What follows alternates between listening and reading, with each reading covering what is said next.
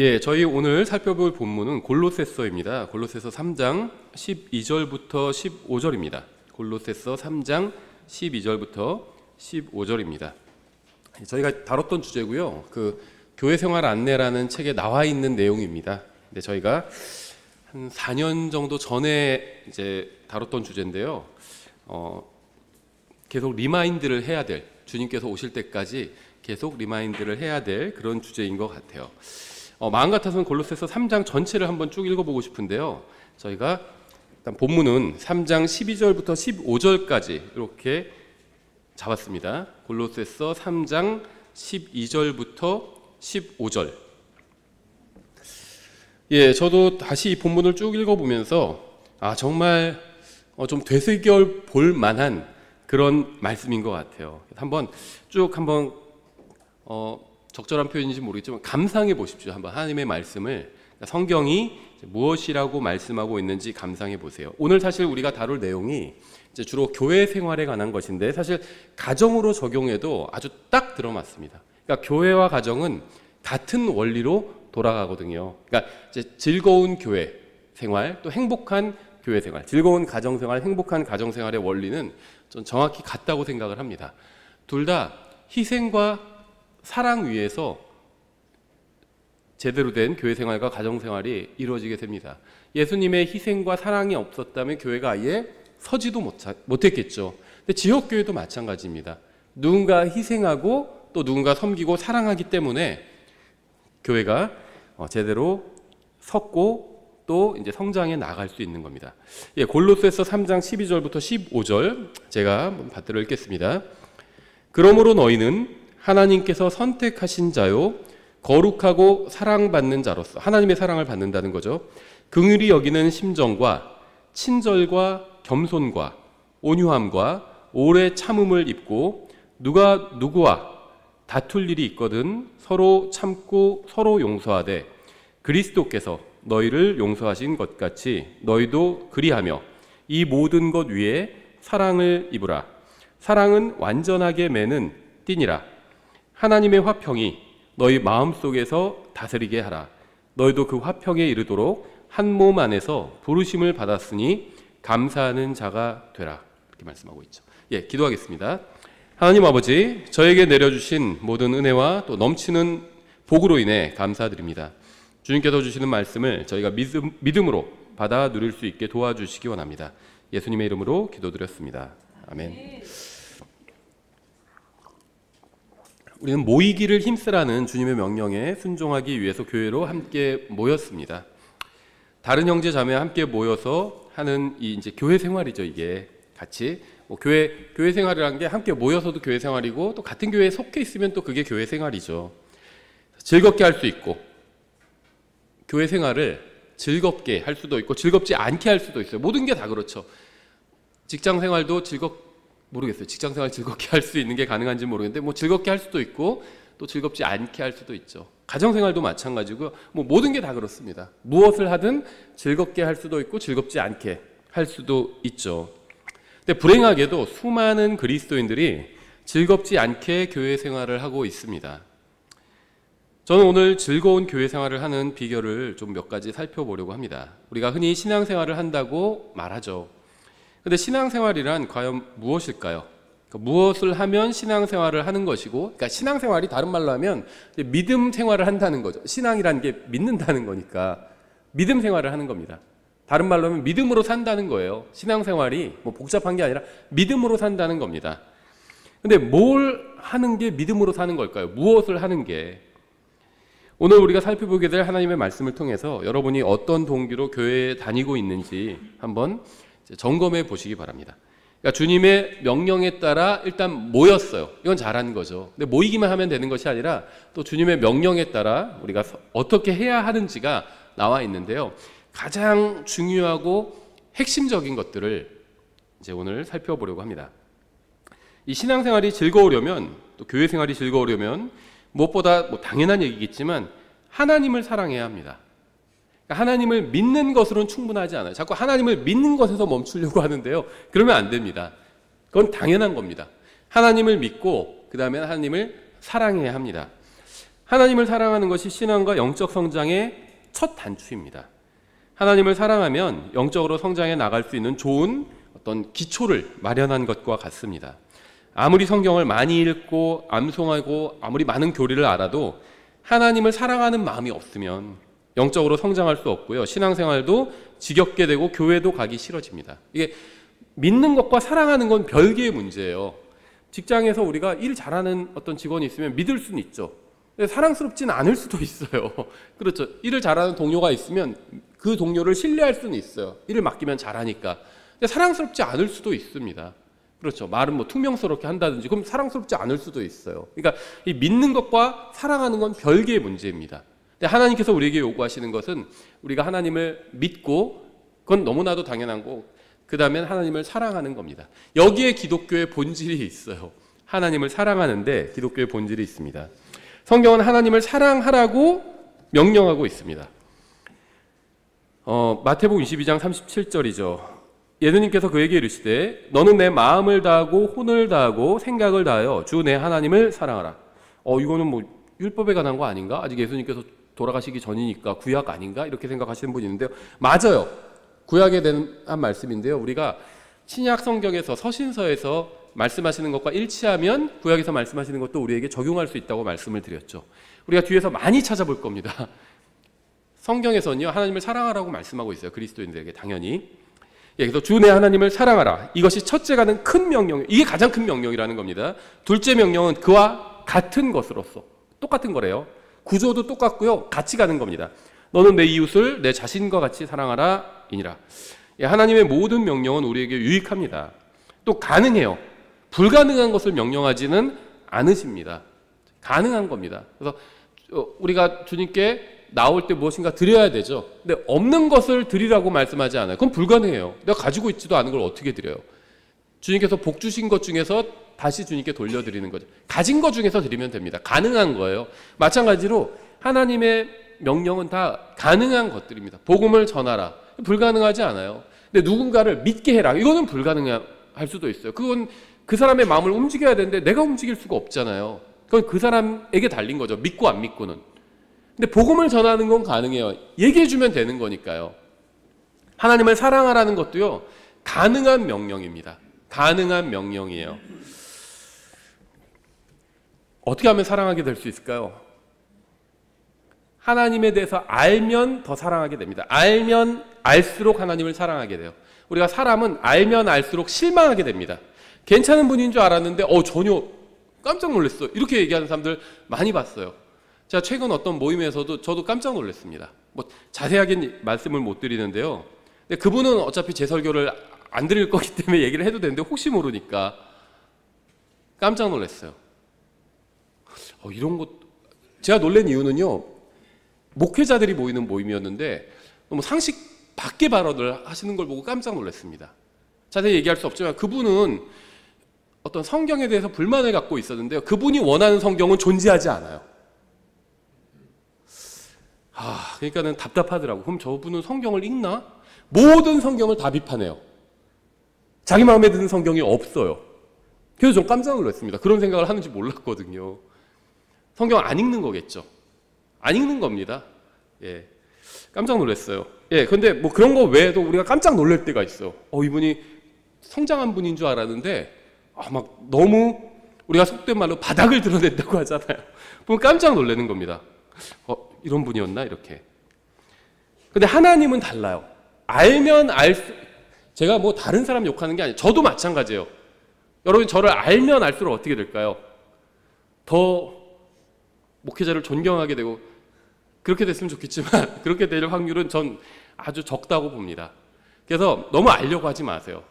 제 뒤를 막 캐려고 하지도 마시고 실망하게 될 겁니다. 그냥 제가 가르치는 게 맞으면 제가 가르치는 것과 또 여러분 개인적으로 성경 읽으시잖아요. 근데 그게 일치하고 맞으면 받아들이면 됩니다. 그냥 하나님께서 그냥 그런 도구로 그냥 불쏘시개로 쓰시는 그런 목사다 이렇게 보시면 돼요. 무슨 막 대단한 왕의 상징하는 홀 이런 걸로 우리가 다 하나님께서 쓰시는 도구잖아요.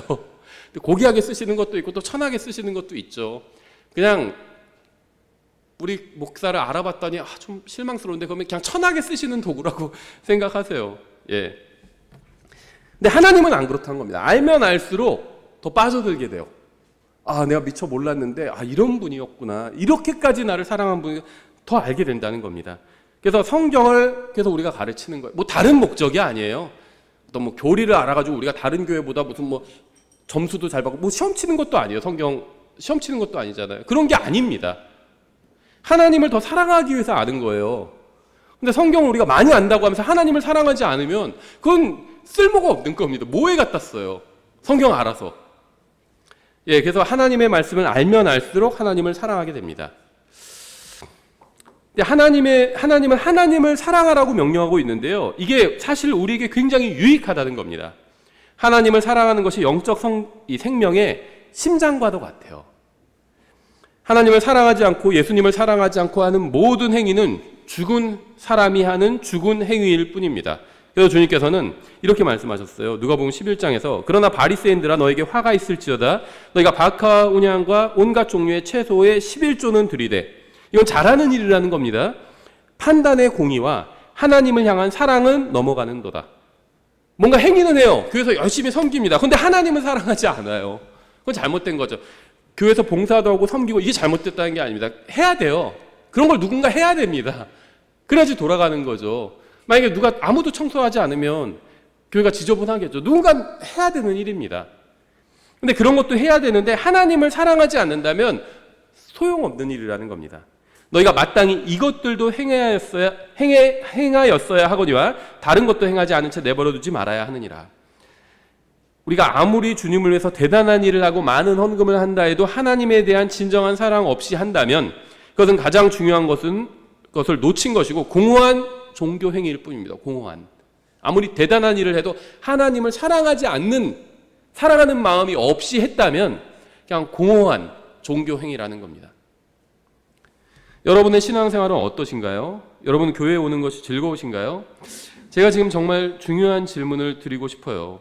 여러분은 진정으로 하나님을 사랑하고 있나요? 여기에 모든 답이 다 달려 있습니다. 하나님을 사랑함에 그리스도인들의 모든 문제가 해결될 수 있고 답이 달려 있다는 거예요. 다른 형제 때문에 교회 생활이 어렵고 교회 오기 싫은 게 아닙니다. 하나님을 사랑하면 그 어떤 것도 문제가 되지 않아요. 생각해 보세요. 내가 이상형인 어떤 여자가 있어요. 어떤 장소에 가야 만날 수 있는데 내가 너무 싫어하는 사람도 거기에 있어요. 갈까요? 안 갈까요? 가죠. 그 싫어하는 사람이 문제가 아니라 내가 너무 좋아하는 사람이 있으면 갑니다. 거기에. 그렇지 않나요? 하나님을 사랑하는 것에 답이 있다는 겁니다. 예수님께서는요, 오류에 빠진 사람들에게 이렇게 말씀하셨습니다. 요한복음 5장 42절에서 다만 내가 너희를 알거니와 너희에게는 하나님을 향한 사랑이 너희 속에 없느니라. 하나님을 믿는 사람들에게 하신 말씀이에요. 이교도들에게 하신 말씀이 아니라 하나님의 존재를 믿고 하나님의 말씀을 믿는 사람들에게 하신 말씀입니다. 잘못된 길을 가는 사람들의 근본적인 문제는 그들 안에 하나님을 사랑하는 마음이 없다는 겁니다. 저는 여러분이 사라져버릴 이 세상이 아니라 영원하신 하나님을 위해서 살고 그분과 매일 친밀한 교제를 나누고 모든 길을 그분과 동행하게 되기를 바랍니다. 이 세상을 사랑하지 마십시오. 이 세상을 부러워하지도 마세요. 이 세상에서 잘 나가는 사람들을 부러워하지도 마세요. 제가 영원히 변하지 않는 진실을 말씀드리겠습니다. 이 세상에서 잘 나가는 것이나 크게 성공한 것은요, 아무것도 아니에요. 큰 의미가 있는 것이 아니라는 겁니다. 왜냐하면요, 요한일서 2장에서 이렇게 말씀하고 있어요. 15절에서 세상이나 세상에 있는 것들을 사랑하지 말라. 어떤 사람이 세상을 사랑하면 아버지의 사랑이 그 속에 있지 아니하니 세상에 있는 모든 것, 즉 육신의 정욕과 안목의 정욕과 인생의 자랑은 아버지에게서 나지 아니하고 세상에서 나느니라. 세상도 그것의 정욕도 사라지되 오직 하나님의 뜻을 행하는 자는 영원토록 거하느니라. 세상은 사라져 버릴 겁니다. 하지만 하나님의 뜻을 행하는 자는 영원하다고 말씀하고 있죠. 세상은 아무것도 아니에요. 뭐 엄청난 것이 아니라는 겁니다. 그냥 우리가 살면 되는 거예요. 또 해야 될 일을 하면서 살면 되는 겁니다. 창조주 하나님이 가장 중요해요. 이 사실을 기억하십시오. 이 사실을 또 아이들에게도 가르쳐 주세요. 하나님을 사랑하는 것은 절대 쓸데없는 일이 아닙니다. 세상에서 번성하는 것은요, 그냥 번성한 것뿐이에요. 엄청난 일이 아니에요. 우리는 주님께서 공중으로 오시면 다 두고 갈 겁니다. 먹고 살 거 있으면 되는 거예요. 그렇죠? 다 두고 갈 거예요. 그러니까 우리가 쓸 만큼 있으면 되는 겁니다. 하나님을 사랑하는 사람은요, 보상을 받게 될 겁니다. 야고보서 1장 12절이죠. 시험을 견디는 자는 복이 있나니 그가 단련을 받은 뒤에 주께서 자신을 사랑하는 자들에게 약속하신 생명의 관을 받으리라. 주님을 사랑하는 사람은 주님께서 오실 때 생명의 왕관을 상으로 받게 될 겁니다.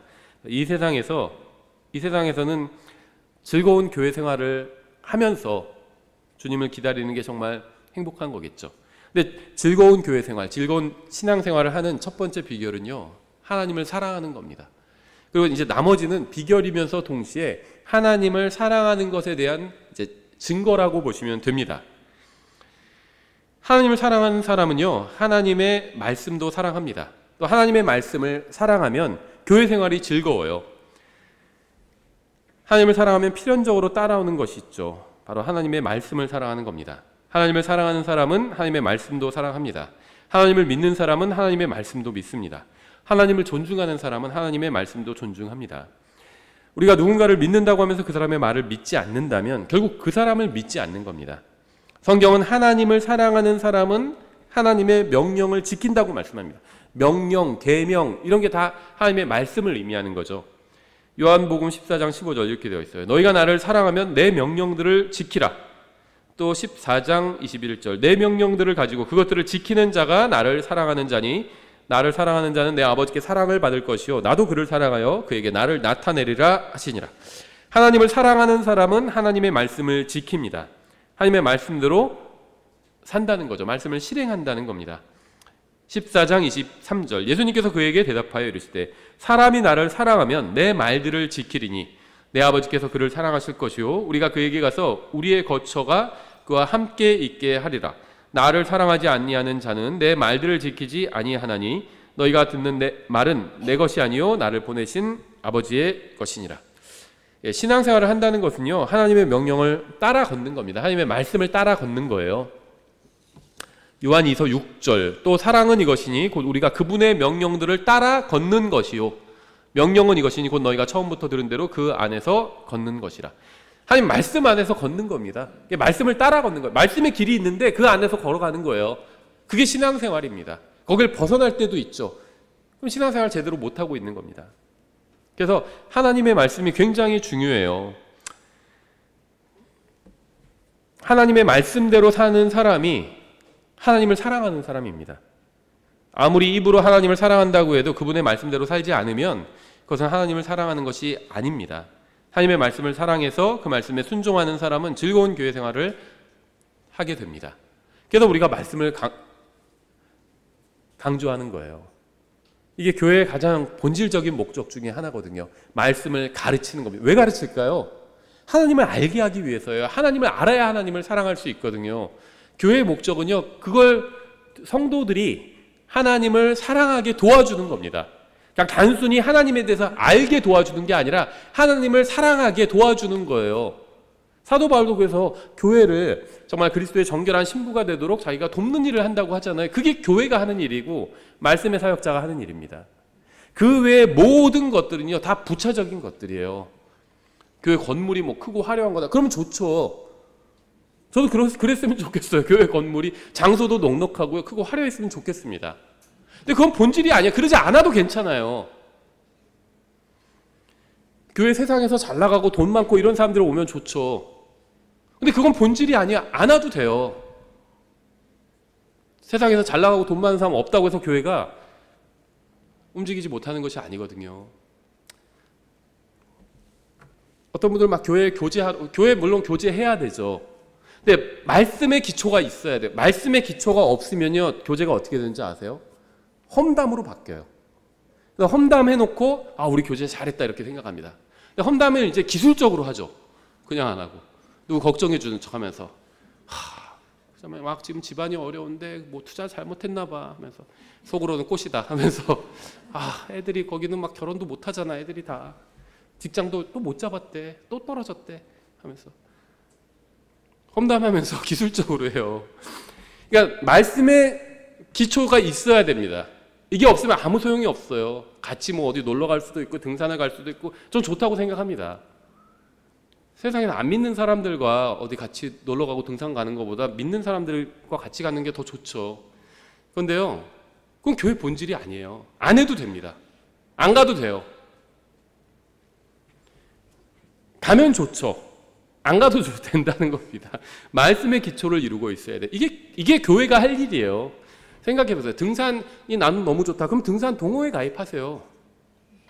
예, 같이 나는 교회 성도들끼리 뭘 했으면 좋겠다. 뭐 농구를 했으면 좋겠다. 축구를 했으면 좋죠. 할 수 있으면 하면 좋아요. 저는 그런 거 하면 안 된다는 게 아닙니다. 안 믿는 사람과 하는 것보다 믿는 사람과 하는 게 좋죠. 근데 그게 기준이 되어서는 안 된다는 거예요. 너무 그게 하고 싶으면 그런 동호회 가입하세요. 교회는요, 하나님의 말씀으로 사람을 세워주기 위해서. 왜 세워주죠?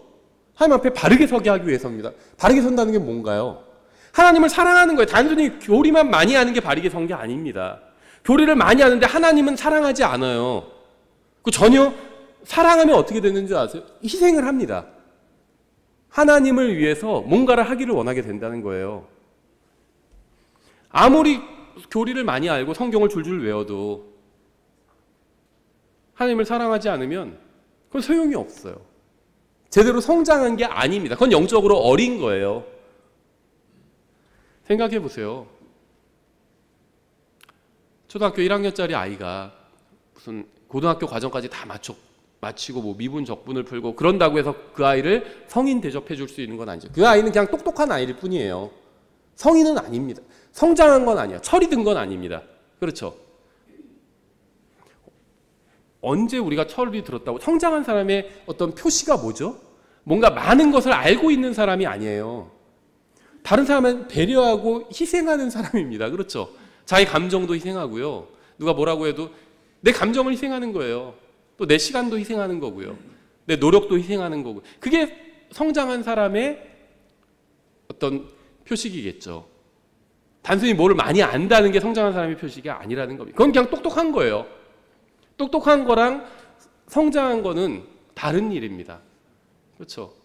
왜 예전에 어떤 그런 기사나 이런 거에서 그런 걸 본 적이 있거든요. 아버지가 많이 배우질 못해서 세상에서 초등학교밖에 못 나왔어요. 그런데 그 부인이 죽고 아이들을 희생하면서 키웠습니다. 지식은 별로 없어도요, 사랑이 있는 거죠. 성장한 분이에요, 그분은. 그래서 아이들을 키울 수 있는 거죠. 아이들을 낳는 게 성장하는 게 아니라 아이들은요, 중학생도 낳을 수 있어요. 위험한 발언이지만 고등학생도 낳을 수 있습니다. 키우질 못하잖아요. 키울 수 있는 사람이 근데 아이들을 키운다는 게 뭐죠? 뭐 여러 가지가 있지만 저는 사랑과 희생이라고 생각합니다. 사랑해야 키울 수 있죠. 근데 어떻게 해야지 사랑하는 거죠? 희생을 하잖아요. 사랑하면 희생을 하잖아요. 아빠 엄마가 밖에 나가서 일하는 게 좋아서 밖에 나가서 일하는 게 아니거든요. 아이들은 그걸 알아야 돼요. 괴로워요. 일하는 거 괴롭습니다. 즐거운 사람 별로 없어요. 제가 예전에 실수했던 적이 있거든요. 어떤 분은 상담을 하는데 새로 취직을 해서 이제 적응하고 계신 분이었어요.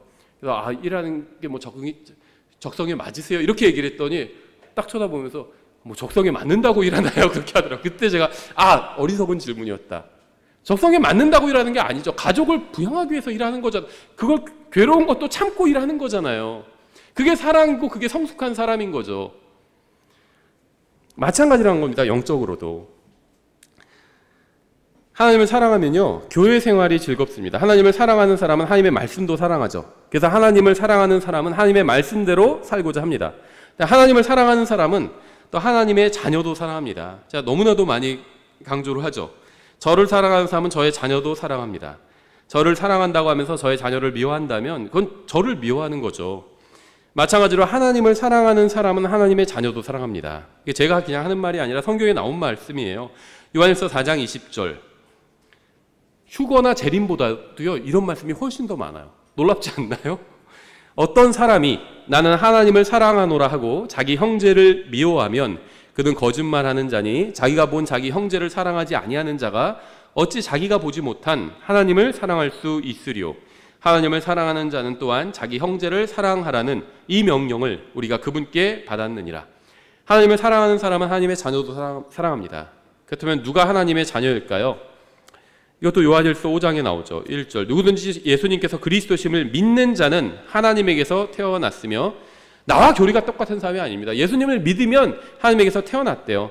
낳으신 그분을 사랑하는 자마다 그분에게서 난 자도 사랑하느니라. 우리가 하나님을 사랑하고 그분의 명령들을 지킬 때 이로써 우리가 하나님의 자녀들을 사랑하는 줄 아나니 우리가 그분의 명령들을 지키는 것 이것이 곧 하나님을 사랑하는 것이니라. 그분의 명령들은 무겁지 아니하니라. 예수님이 그리스도라고 믿는 사람은 하나님에게서 태어난 사람입니다. 하나님의 자녀를 사랑하는 사람이 하나님께 속한 사람이에요. 요한일서 3장 10절이죠. 이로써 하나님의 자녀들과 마귀의 자녀들이 드러나나니 누구든지 의를 행하지 아니하는 자나 자기 형제를 사랑하지 아니하는 자는 하나님께 속하지 아니하느니라. 이는 우리가 서로 사랑해야 한다는 이 소식이 너희가 처음부터 들은 소식이기 때문이다. 일반 서신이죠. 요한일서 보통. 근데 킹제임스 성경 진영에서는 일반 서신은 그리스도인들에게 교리적으로 주시는 말씀이 아니다. 이건 환난 성도들에게 주신 말씀이다. 이렇게 주장하는 사람들이 있어요. 너무나도 안타깝습니다.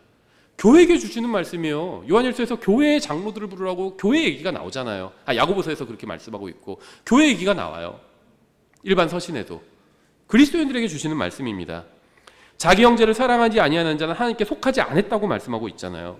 형제를 사랑하지 않고 미워하는 사람은 어둠 속에 있는 눈먼 자와 같다고 말씀하고 있습니다. 요한일서 2장 10절. 자기 형제를 사랑하는 자는 빛 가운데 가며 그 속에 걸려 넘어지게 할 것이 전혀 없으나 자기 형제를 미워하는 자는 어둠 가운데 있고 어둠 가운데 걸으며 자기가 어디로 가는지 알지 못하나니 이는 그 어둠이 그의 눈을 멀게 하였기 때문이라.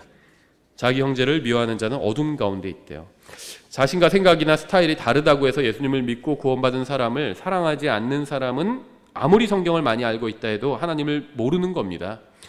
요한일서 4장 7절. 사랑하는 자들아 우리가 서로 사랑하자. 사랑은 하나님께 속한 것인즉 사랑하는 자마다 하나님에게서 나서 하나님을 알고 사랑하지 아니하는 자는 하나님을 알지 못하나니 이는 하나님이 사랑이시기 때문이라. 이 말씀에 따르면 킹제임스 진영에는 교리는 알지만 하나님을 모르는 사람들이 많아요. 하나님을 사랑하는 사람이 하나님을 아는 거라고 말씀하고 있죠. 교리를 아는 사람이 하나님을 아는 거다 이렇게 말씀하고 있지 않아요.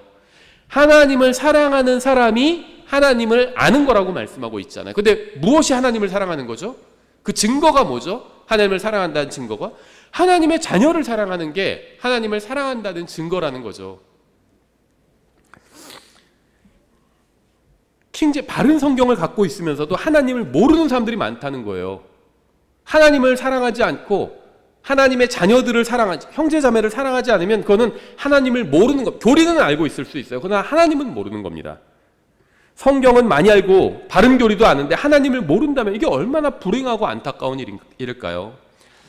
로마서 1장 7절 이렇게 되어 있습니다. 바울은 로마에서 하나님께 사랑을 받고 성도로 부르심을 받은 모든 사람에게 편지하노니 하나님 우리 아버지와 주 예수 그리스도로부터 은혜와 평강이 너에게 있기를 원하노라. 구원받은 사람은 모두 하나님께 사랑을 받는 사람입니다. 구원받은 모든 사람이 하나님께 사랑을 받고 있다면 우리도 하나님의 사랑을 받는 그 사람을 사랑해야 하지 않을까요? 그러니까 내가 형제를 미워한다면 어떤 일이 일어나는 거냐면 하나님께서 사랑하시는 사람을 나는 미워하고 있는 겁니다. 이게 불행한 일이죠. 요한 2서 5절. 부인이여 내가 새 명령을 내게 쓰듯 하지 아니하며 우리가 처음부터 가진 것을 쓰면서 우리가 서로 사랑할 것을 이제 내게 간청하노라.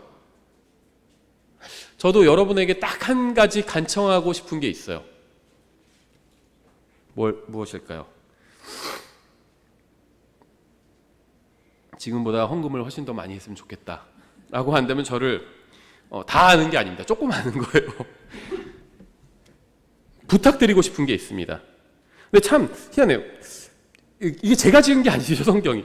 부인이여 내가 새 명령을 내게 쓰듯 하지 아니하며 우리가 처음부터 가진 것을 쓰면서 우리가 서로 사랑할 것을 이제 내게 간청하노라. 저도 간청하고 싶어요. 부탁드리고 싶습니다. 특히 부인들, 자매님들께 부탁드립니다. 여기도 그렇게 되어 있잖아요. 부인이여 하면서 서로 사랑해야 합니다. 하나님의 자녀를 사랑하세요. 하나님의 자녀를. 만약 여러분이 우리 교회에서 싫어하거나 미워하는 사람이 있다면 특히 더 부탁드리고 싶어요. 여러분이 미워하고 못마땅하게 여기는 그 사람을 위해서 예수님께서 십자가 위에 달려 죽으셨습니다. 이 이유 하나만으로도 그 사람을 미워하거나 못마땅하게 여기는 것을 그만두고 사랑해야 하지 않을까요? 생각해보세요. 여러분이 못마땅하게 여기는 사람이 있다면 그냥 그 사람을 보지 말고 예수님의 십자가를 통해서 한번 보세요. 여러분과 그 사람 사이에 예수님의 십자가를 더 보시라는 겁니다. 우리 교회는 하나님 앞에서 바른 교회일까요? 우리는 하나님 앞에서 바르게 서 있을까요? 이것을 알 수 있는 방법이 많이 있는데 그중 하나는 우리가 마땅히 해야 할 일을 했는지 살펴보는 거죠. 마땅히 해야 할 일을 하지 않으면서 우리가 바른 교회다 이렇게 주장할 수 없죠. 생각해 보세요. 여러분이 사업체를 운영하고 있는데 직원들이 있어요. 그런데 어떤 직원이 바른 직원일까요? 마땅히 해야 할 일을 하는 직원이 바른 직원일까요? 아니면 자기가 해야 할 일이 뭔지는 알아요. 잘 알아요. 몇 시에 뭘 해야 되고 뭘 해야 되고 업무를 다 아는데 하지는 않아요. 그걸. 그런 직원이 바른 직원일까요? 그러니까 아는 걸 자꾸 강조하고 교리를 가르치는 걸 강조하는데요. 물론 이게 중요합니다. 저도 목회자로서 교리를 가르치는 게 저의 주된 업무라고 생각을 해요. 그런데 하나님 앞에서 바른 것을 알고 있는 것은 출발선상에 선 거예요. 그냥. 그걸 행해야 합니다. 자기가 무엇을 해야 되는지 업무를 모르면 안 되죠. 근데 업무를 잘 알고 있어요. 어떤 직원이. 그런데 마땅히 해야 할 일이 무엇인지 알고 있는데 하지를 않아요. 그럼 월급 줄 수 있나요? 그 사람에게? 칭찬할 수 있을까요? 훌륭한 직원이라고. 이 직원은 자기가 할 일을 알고 있습니다. 물론 하지는 않아요. 하지만 알고 있습니다. 그러면서 칭찬하나요? 아니잖아요. 우리가 마땅히 해야 할 것이 무엇일까요? 요한일서 4장 11절에 있어요. 사랑하는 자들아 하나님께서 우리를 이처럼 사랑하셨은즉 우리도 서로 사랑하는 것이 마땅하니라. 아무리 전도도 많이 하고 헌금도 많이 하고 봉사도 많이 하고 많이 해도 서로 사랑하지 않으면 마땅히 해야 할 일을 하지 못한 겁니다. 우리도 서로 사랑하는 것이 마땅하니라 이렇게 말씀하고 있잖아요. 하나님께서 우리를 사랑하셨습니다. 그래서 우리도 서로 사랑하는 것이 마땅하다고 성경은 말씀합니다. 우리가 서로 형제 자매로서 사랑하지 않는다면 우리는 마땅히 해야 할 일을 하지 않는 거예요. 하나님께서 우리가 형제 자매로서 서로 사랑해야 한다고 가르쳐 주셨습니다. 데살로니가전서 4장 9절. 그러나 형제의 사랑에 관하여는 내가 너에게 쓸 필요가 없나니 서로 사랑할 것을 너희 자신이 하나님에게서 가르침을 받았느니라. 형제를 사랑하지 못한 사람은 아무리 많은 교리를 알고 있다 해도 가장 중요한 것은 배우지 못한 겁니다. 성경에는 중요한 교리들이 많아요. 하지만 서로 사랑하는 교리를 배우고 실행하지 못한 사람은 가장 중요한 교리를 배우지 못한 겁니다. 킹제임 성경 진영에서도요, 가장 저는 중요한, 저도 같이 속해 있고 저한테도 해당되는 말씀이에요. 근데 가장 중요한 교리를 배우지 못한 겁니다. 서로 사랑하지 않으면 가장 중요한 교리를 배우지 못한 거예요. 왜냐하면요, 서로 사랑하는 사람만이 진정으로 예수님의 제자가 될 수 있기 때문이에요. 요한복음 13장 34절 35절이죠. 오늘 우리 부른 찬송에도 나와 있죠. 내가 새 명령을 너에게 주노니 너희는 서로 사랑하라. 내가 너희를 사랑한 것 같이 너희도 서로 사랑하라. 너희가 서로 사랑하면 이로써 모든 사람이 너희가 내 제자인 줄 알리라 하시니라. 교리를 많이 알면, 성경 비평을 잘하면, 그러면 사람들이 너희가 내 제자인 줄 알리라 이렇게 말씀하신 적이 없습니다. 저는 킹제임 성경에는 단 하나의 오류도 없다고 믿어요. 바른 성경을 믿는 것은 대단히 중요하다고 생각합니다. 하지만 주님께서는 바른 성경을 믿으면 사람들이 우리가 예수님의 제자인 줄 안다고 말씀하지 않으셨습니다. 왠지 아세요? 바른 성경을 믿고 있어도 예수님의 제자가 아닌 사람들이 있거든요. 예. 저는 바른 교리도 중요하다고 생각해요. 하지만 성경은 바른 교리를 믿으면 사람들이 우리가 예수님의 제자인 줄 안다고 말씀하지 않으셨습니다. 성경은 우리가 서로 사랑하면 사람들이 우리가 주님의 제자인 줄 안다고 분명하게 말씀하셨어요. 여러분이 아무리 바른 성경을 믿고 바른 교리를 믿는다 해도 형제 자매를 사랑하지 않는다면 여러분은 주님의 제자는 아닌 겁니다. 구원받은 사람일 수는 있어요. 하지만 주님의 제자는 아닌 겁니다. 하나님께서 우리가 서로 뜨겁게 사랑하기를 원하십니다. 베드로전서 1장 22절이죠. 너희가 성령을 통해 진리에 순종함으로 너희 혼을 깨끗하게 하여 거짓 없이 형제들을 사랑하기에 이르렀으니 순수한 마음으로 뜨겁게 서로 사랑하라. 구원받은 사람은 영원히 함께 있게 됩니다. 우리가 옛 본성을 벗어버리면 서로 뜨겁게 사랑하게 될 겁니다. 그런데 성경은 그 뜨거운 형제 사랑을 지금 당장 시작할 수 있다고 말씀하고 있어요. 성경은 어떻게 하는 것이 형제 사랑인지도 알려줍니다. 형제 사랑이 뭘까요? 형제를 사랑하는 게 뭘까요? 어떻게 하면 사랑할 수 있을까요? 또 내가 어떻게 대해야 될까요? 얘기해주고 있어요. 아주 상식적이에요. 베드로전서 3장 8절인데요. 끝으로 너희는 다 한 마음이 되어 서로를 동정하며 형제로서 사랑하고, 근데 어떻게 해야 될까요? 불쌍히 여기며 예의 바르게 행하라. 동정하고 불쌍히 여기면서 예의 바르게 행하는 것, 이게 형제를 사랑하는 겁니다. 우리 서로 동정해야 돼요. 서로 불쌍히 여겨주어야 되고요. 또 예의 바르게 행해야 합니다. 에베소서 4장 2절, 모든 겸손과 온유와 오래 참음으로 사랑 안에서 서로 참아주며, 그리고 서로 참아줘야 돼요. 이렇게 로마서 12장 10절, 형제의 사랑으로 서로 친절하게 애정을 가지고 서로 먼저 존중하며, 사랑으로 서로 친절하게 존중해줘야 됩니다. 친절해야 돼요. 친절하지 않으면 사랑하지 않는 겁니다. 예수님도 우리에게 친절하셨잖아요. 친절하게 대해주셨잖아요. 또 서로 격려해줘야 됩니다. 형제의 히브리서 10장 24절, 서로를 살펴보아 사랑과 선한 행위에 이르도록 격려하며, 서로 격려해줘야 돼요. 또 형제 사랑을 지속하고, 이렇게 말씀하고 있죠.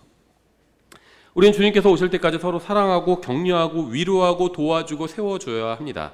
이것이 바로 교회의 목적이에요. 우리가 왜 교회에서 말씀을 배우죠? 서로 돕기 위해서입니다. 서로를 사랑하기 위해서예요. 따라서 아무리 많은 교리를 배운다 해도 형제 자매를 사랑하지 않는 사람은 성경을 제대로 배운 것이 아닙니다. 제가 방금 열거한 것들, 서로 불쌍히 여겨줘야 되고 예의 바르게 행해줘야 되고요, 또 동정해야 되고요, 격려해야 되고 참아줘야 되고요, 존중해줘야 되고요, 친절하게 대해줘야 되고요, 이렇게 하는 삶을 우리는 뭐라고 부르죠? 성숙한 사람이다, 이렇게 부릅니다. 아이들은 그렇게 못해요. 저희도 뭐 자매도 굉장히 이제 그런 거 어려움을 많이 토로하는데요, 아이들 양육하는 것 중에 절반이 그거예요. 서로 막 싸우면 그거 말리는 겁니다. 와서 일러, 얘는 이렇게 했고 얘가 뭐, 엄마 얘가 이렇게 했어, 엄마 언니가 어떻게 했어, 엄마 누가 이렇게 했어, 서로 계속 일러요. 참아주질 못해요. 전혀. 별거 아닌 것 같아도 계속 이러고 서로 계속 싸웁니다. 아이가 뭐 100점 맞아왔다고 해서 아이가 성장한 사람이다, 이렇게 평가하지는 않죠. 오히려 하나님 앞에서는요, 100점 맞지 못해도 돼요. 시험. 뭐 저는 100점 맞고 공부 잘하고 세상에서 성공하고 이런 걸 무시하는 게 아닙니다. 뭐 존중받아야 되겠죠. 열심히 노력한 대가를 받는 거니까. 하지만 그보다 더 중요한 게 있다는 겁니다. 하나님 앞에서는. 성숙한 사람이 돼야 돼요. 다른 사람 불쌍히 여겨주고 동정해야 되고 예의 바르게 행해줘야 되고 참아줘야 되고요, 서로 친절하게 대해주고 격려해주고, 이게 성숙한 사람의 표식이에요. 그런 사람이 있어요. 있습니다. 그래서 저는 그분들로 인해서 굉장히 감사해요. 다른 사람이 뭐라고 하는데 그냥 자기가 져주더라고요. 계속. 그런 사람이 있어요.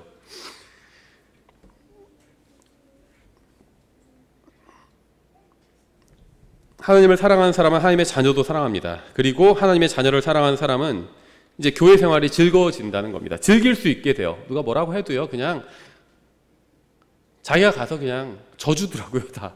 그러니까 즐길 수 있는 겁니다. 네 번째, 하나님을 사랑하는 사람은 하나님의 사역자들을 또 사랑하고요. 그럼 교회 생활이 즐거워집니다.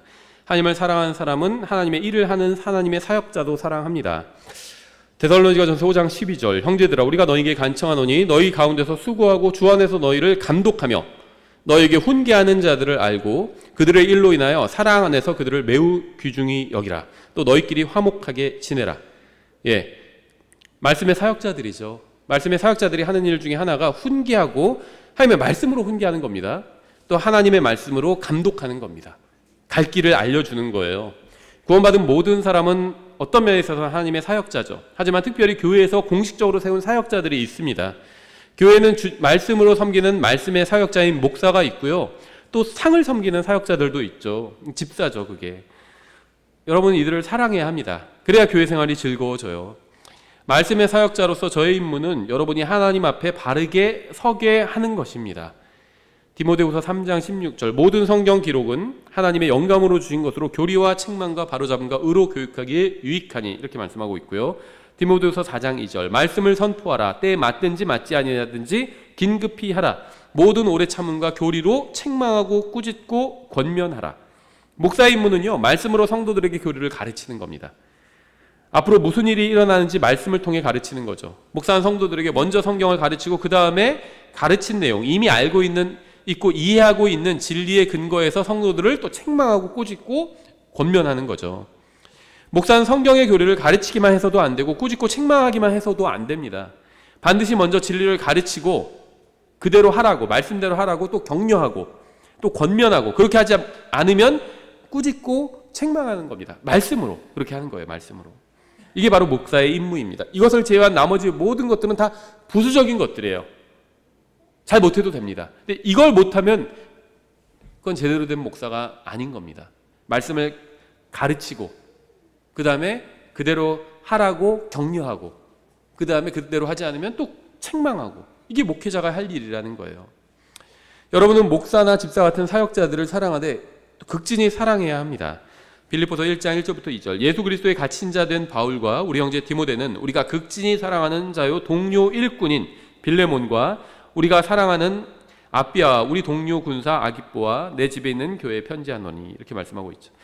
저의 목적은 여러분이 예수님을 만나는 날에 책망받을 것이 없게 하는 겁니다. 고린도전서 1장 8절, 그분께서 또한 너희를 끝까지 견고하게 하사 우리 주 예수 그리스도의 날에 너희가 책망받을 것이 없게 하시리라. 여러분 누구를 존경하시나요? 자기 부모님 존경한다는 사람도 있어요. 그렇죠. 또 어떤 막 위인들 존경한다는 사람도 있습니다. 근데 만일 목사가 여러분에게 성경을 제대로 가르쳐서 여러분이 그리스도의 심판석을 준비하게 한다면 여러분은 여러분이 가장 존경하는 사람보다 목사를 2배나 더 존경해야 합니다.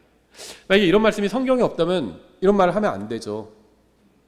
저는요, 제가 존경받을 만하다 이렇게 생각하기 때문에 이런 얘기를 하는 게 아닙니다. 성경에 있으니까 알려드리는 거예요. 이렇게 되어 있죠. 디모데전서 5장 17절, 잘 다스리는 장로들을 2배나 존경할 자로 여기되 특별히 말씀과 교리로 수고하는 자들에게 그리 할지니라. 여러분 가장 존경하는 사람이 있나요? 부모님을 난 존경한다. 좋은 일입니다. 부모님을 존경해야죠. 근데 부모님보다 2배로 더 존경하래요. 말씀을 제대로 가르치는 목회자라면 부모님보다 2배로 더 존경해야 돼요. 여러분 존경하는 위인이 있죠. 그 사람보다 2배로 더 존경해야 됩니다. 그냥 목사들을 존경하라는 게 아니에요. 목사가 성경을 제대로 가르치지 않아요. 그럼 어떻게 해야 될까요? 떠나서 제대로 가르치는 목사가 있는 교회로 가면 됩니다. 그렇죠. 기본적으로. 근데 제대로 가르치고는 있어요. 그러면 존경해야 됩니다. 그 권면을 받아들이는 겁니다. 그게 존경하는 거죠. 성경은요, 사랑에 대해서 굉장히 많이 말씀하고 있어요. 특히 형제 사랑. 성경에서 말씀하시는 기본적인 사랑은요, 아버지가 아들을 사랑하는 거고요, 또 그리스도인들끼리 서로 사랑하는 겁니다. 근데 이게요, 재림, 휴거 이런 것보다 훨씬 더 많은 비중을 차지하고 있어요. 이런 말씀이 훨씬 더 많다는 겁니다.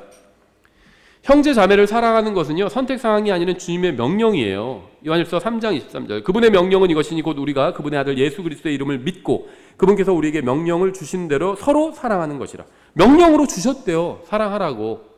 근데 사랑하는 마음이 안 생겨요. 그러면 어떻게 하면 되는 줄 아세요? 그 사람을 위해서 기도하세요. 사랑하는 마음이 안 생기는 그 사람을 위해서 기도하면요, 사랑하게 됩니다. 계속 생각하면 사랑하게 돼요.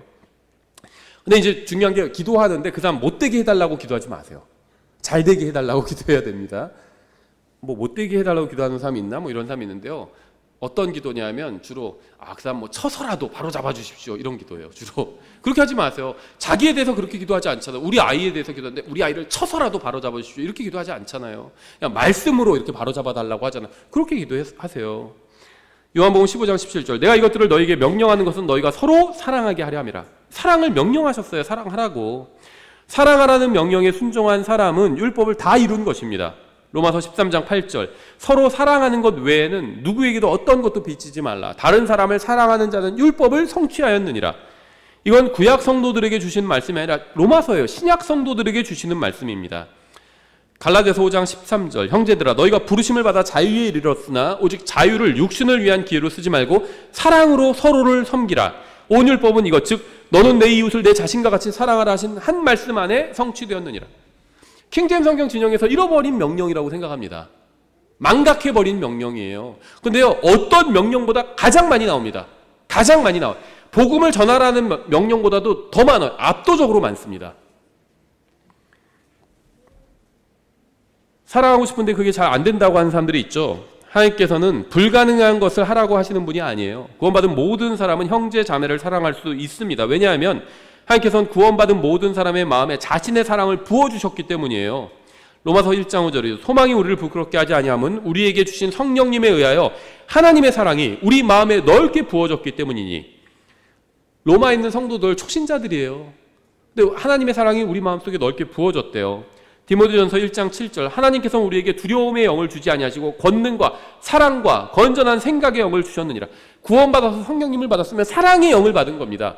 권능과 사랑과 건전한 생각의 영을 받은 거예요. 구원받은 모든 사람은 하나님의 사랑을 가지고 있습니다. 그리고 이 사랑으로 주님의 말씀을 사랑하고 형제를 사랑하고 사역자를 사랑할 수가 있어요. 영적으로 성장한다는 것은요, 믿음이 성장한다는 겁니다. 믿음이 성장한다는 것은 하나님의 말씀을 믿는 믿음이 더욱 커진다는 거예요. 전에는 믿지 못하고 실행하지 못했던 것을 이제는 믿고 실행할 수 있고, 그만큼 그게 이제 믿음이 성장한 겁니다. 우린 영적으로 성장해야 돼. 무슨 복잡한 교리를 아는 게 영적으로 성장한 게 아니에요. 복잡한 교리는 많이 알고 있지만 영적으로는 전혀 성장하지 못한 사람들도 있습니다. 성경 구절들 막 달달달 암송하지만 영적으로 성장하지 못한 사람들도 있어요. 우리의 믿음은 점점 더 성장해 나가야 됩니다. 커져가야 돼요. 하지만 우리가 결코 간과해서는 안 되는 중요한 사실이 있는데요. 성경을 보면 항상 믿음과 세트로 같이 다니는 것이 있어요. 무엇일까요? 사랑이에요. 사랑. 재림, 복음을 전하라, 기도하라 이런 말씀보다 압도적으로 훨씬 더 많습니다. 믿음과 사랑에 대한 말씀. 믿음이 성장한 사람은 사랑도 성장합니다. 이건 따로 가지 않아요. 그래서 제가 교리는 많이 알아도 성장하지 못할 수 있다고 한 얘기가 그겁니다. 교리는 많이 알지만 다른 형제 사랑하지 않아요. 그럼 성장하지 못한 겁니다. 믿음도 성장하지 못한 거예요. 믿음이 성장하면 반드시 사랑도 함께 성장하게 되어 있습니다. 예수님께서 믿음을 통해서 우리 마음속에 거하시죠. 에베소서 3장 17절이죠. 믿음을 통해, 한 구절을 이용해 볼 거예요. 에베소서 3장 17절. 믿음을 통해 그리스도께서 너희 마음속에 거하게 하시고, 그럼 어떻게 되죠? 또 너희가 사랑 안에서 뿌리를 내리고 털을 잡아. 믿음과 사랑이 한 구절 안에 나오는 경우가 너무 많아요. 이게요, 빌트인 딕셔너리예요.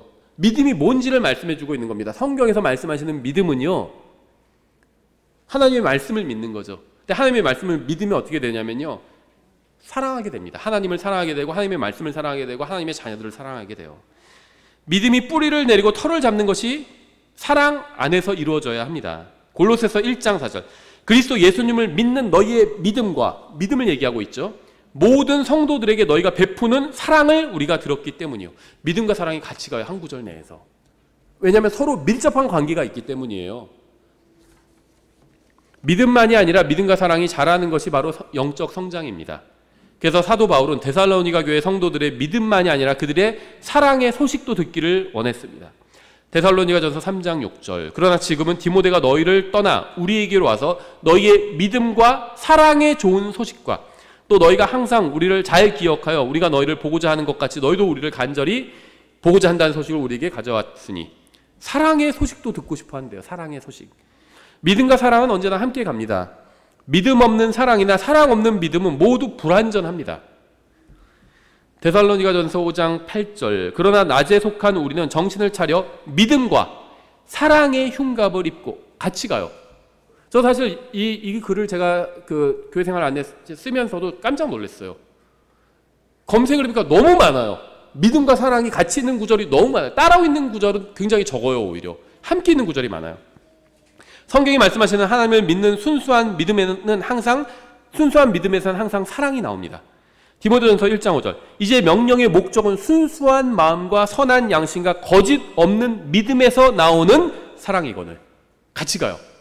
재림, 휴거 이런 거에 관한 말씀, 이것도 중요합니다. 근데 그런 것에 관한 말씀보다 압도적으로 많습니다. 믿음과 사랑이 같이 가는 말씀이. 여러분의 믿음에서 사랑이 나오지 않는다면 그 믿음은 성경에서 말씀하시는 믿음이 아닌 거짓 믿음이에요. 예수님의 은혜는 항상 믿음과 사랑과 함께 임합니다. 디모데전서 1장 14절. 우리 주의 은혜가 그리스도 예수님 안에 있는 믿음과 사랑과 함께 넘치도록 풍성하였던. 믿음과 사랑이 한 세트예요.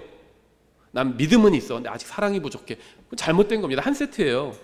디모데후서 1장 13절. 그리스도 예수님 안에 있는 믿음과 사랑 안에서 내가 내게 들은 건전한 말씀들의 틀을 굳게 붙들고. 이게 기본입니다. 믿음과 사랑이 같이 가요. 디도서 3장 15절. 나와 함께 있는 모든 사람들이 내게 문안하노라. 믿음 안에서 우리를 사랑하는 자들에게 인사하라. 은혜가 너희 모두와 함께 있기를 원하노라. 믿음과 사랑 같이 가요. 엄청나게 많아요. 빌립보서 1장 5절. 주 예수님과 또한 모든 성도들을 향해 내가 품는 내 사랑과 믿음에 관하여 듣기 때문이라. 같이 가죠. 한 세트예요. 믿음과 사랑이. 에베소서 6장 23절. 하나님 아버지와 주 예수 그리스도로부터 평강과 아울러 믿음을 겸한 사랑이 형제들에게 있기를 원하노라. 믿음을 겸한 사랑. 같이 가는 겁니다. 세트예요. 세트 메뉴 먹잖아요, 우리가. 햄버거 먹으면 콜라랑 세트 메뉴를 먹죠. 하나만 먹으면 뭔가 좀 텁텁하잖아요. 햄버거만 먹으면. 믿음과 사랑이 한 세트라니까요. 항상 함께 갑니다. 믿음과 사랑은. 성경이 말씀하시는 믿음은 항상 하나님의 말씀을 믿는 것이고, 성경이 말씀하시는 사랑은 항상 하나님을 사랑하는 것과 형제를 사랑하는 겁니다. 성경이 말씀하시는 사랑은 항상 하나님을 사랑하는 건데, 그 증거가 어떻게 드러나냐면 형제를 사랑하는 것을 통해서 드러난다는 거예요. 영적으로 성장한다는 것은 하나님의 말씀을 믿는 믿음과 형제 자매를 사랑하는 마음이 성장해 간다는 겁니다.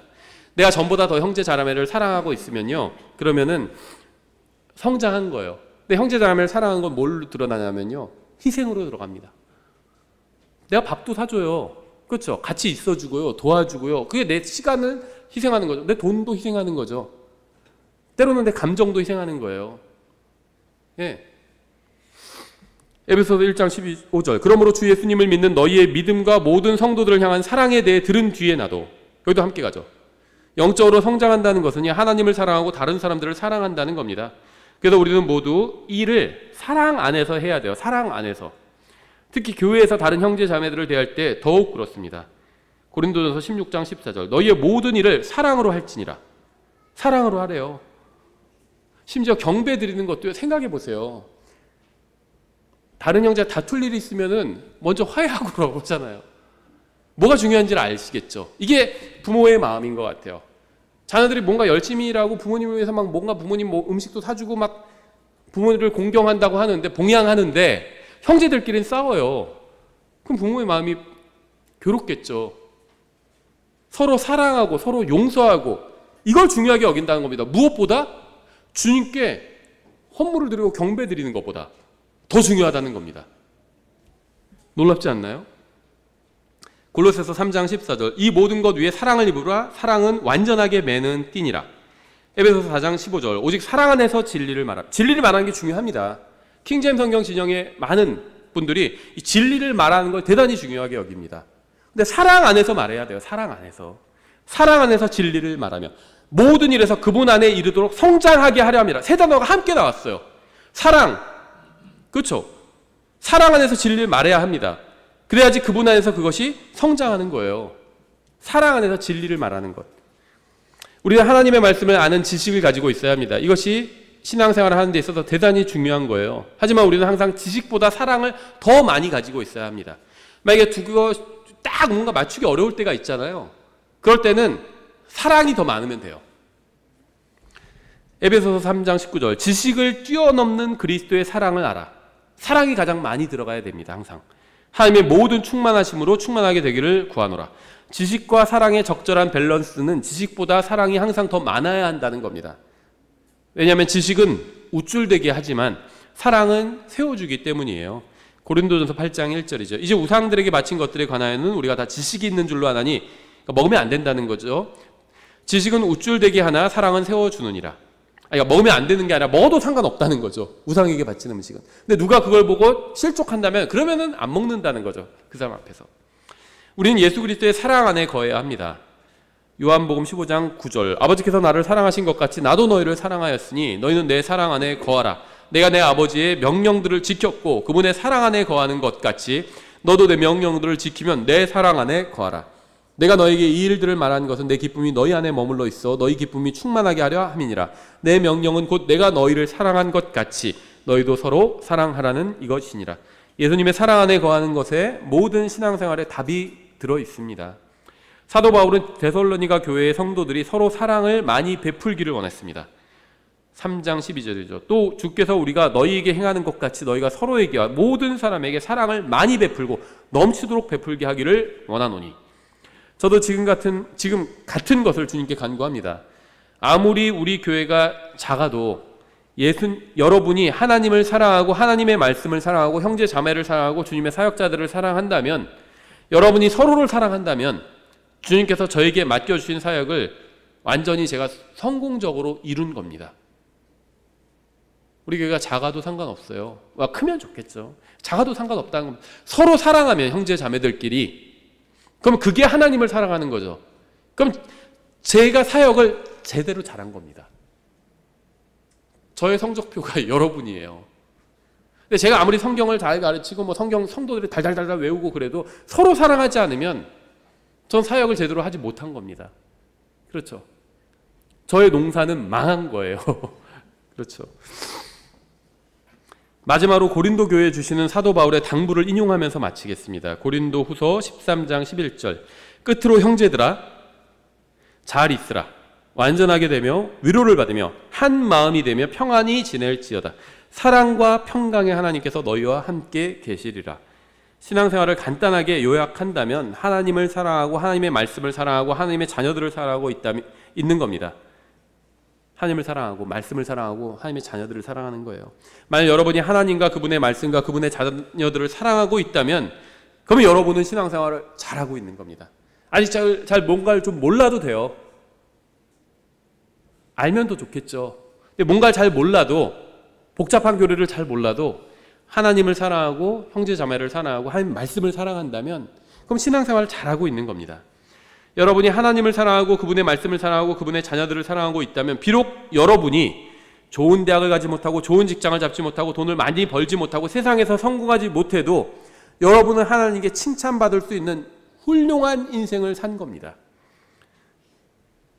이러한 말로 자녀들을 가르치세요. 인생에서 성공해야 되죠, 자녀들이. 성공하지 못해도 하나님을 사랑하고 하나님의 말씀을 사랑하고 하나님의 자녀들을 사랑한다면 성공한 인생이에요. 하나님 앞에서는. 이런 걸 가르쳐야 됩니다, 자녀들에게. 또 이러한 말로 서로를 격려하십시오. 하나님과 그분의 말씀과 그분의 자녀들을 사랑하는 모든 분들 위해 하나님의 큰 은혜가 임하기를 바랍니다. 기도하겠습니다. 하나님 아버지, 저희를 구원해 주시고 예수님 안에서 한 몸으로 만들어 주셔서 감사드립니다. 주님께서 저희를 사랑하신 것 같이 저희도 서로 사랑하게 도와주시기 원합니다. 주님께서 공중으로 오셔서 저희 이름을 부르실 때까지 저희가 서로 섬기고 격려하고 위로하고 감사하고 서로 사랑하며 믿음의 길을 걸을 수 있게 도와주시기 원합니다. 예수님의 이름으로 기도드렸습니다.